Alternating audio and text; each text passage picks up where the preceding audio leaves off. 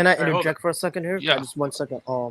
I heard a Kabbalah make the same argument. He was arguing with the Christian, and he said, we kind of have a similar idea because we also believe that a righteous man, can suffer, and by him suffering, it takes the sin away for Israel. And it's a concept. He said it's in Kabbalah. I don't know how to say it in Hebrew, but he says it exists in Judaism as well. Never that heard Asadic, of that. Yeah, no, he's right. It's right. It's not in Kabbalah. I think it's in the Talmud. I mean, the idea that a Asadic can could, suffer. Yeah, suffer yes, for all of the sins of Israel. Right. I mean, the Tzaddikim, they suffer for the sins of Israel. I'm not trying to use that as some sort of doctrine. Look, if you're not playing with heaven and hell, then this concept wouldn't exist. It seems that from a Torah perspective, being that the Torah never mentions heaven and hell, it only mentions the idea of exile and redemption. It means regarding exile and redemption, this idea of dying for your sins or even dying for your own sins makes no sense, right? From a Torah perspective, it doesn't mention people being judged on a personal level. It seems that it only really mentions people being judged on a national level. There's certain instances like honor your parents and you will have a long life. That's personal, but the vast majority of punishments are national. That means what got translated into heaven and hell, right? Heaven was remaining in the land or redemption, and hell was exile. So from a Torah perspective, it doesn't even compute. Just because the Torah doesn't talk about heaven and hell. It does talk about being written in a book. We don't know exactly what that means. But if you don't have the notion of heaven and hell, this is not even a real question. So assuming we want to believe that heaven and hell is doctrinal, right? I believe in heaven and hell. I don't believe it's doctrinal. How do we make it fit? Can someone die for your sins? I don't believe it, right? Because it's a bit unjust.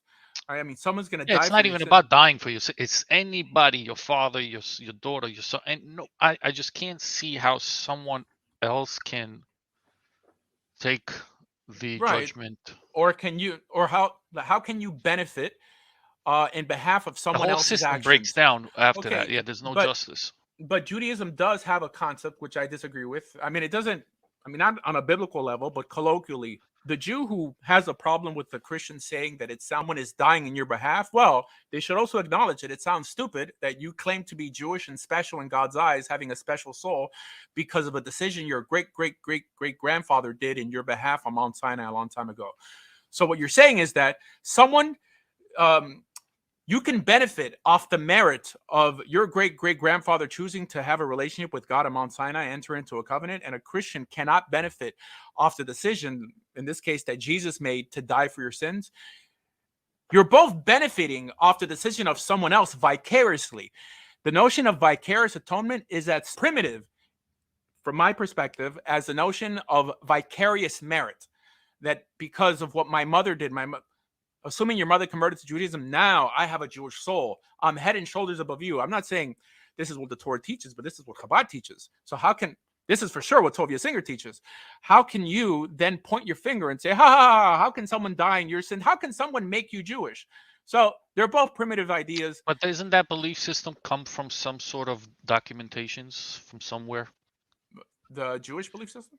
Well, no, the Chabad and the Tovia Singer and yeah, Kabbalah. I mean, it comes from Kabbalah. I mean, just like the Christian system comes from the New Testament, which is also a book of Kabbalah from my perspective. I heard Kabbalah is an overall accepted divine work of. So, and the New Testament is accepted divine by Christians. By billion people.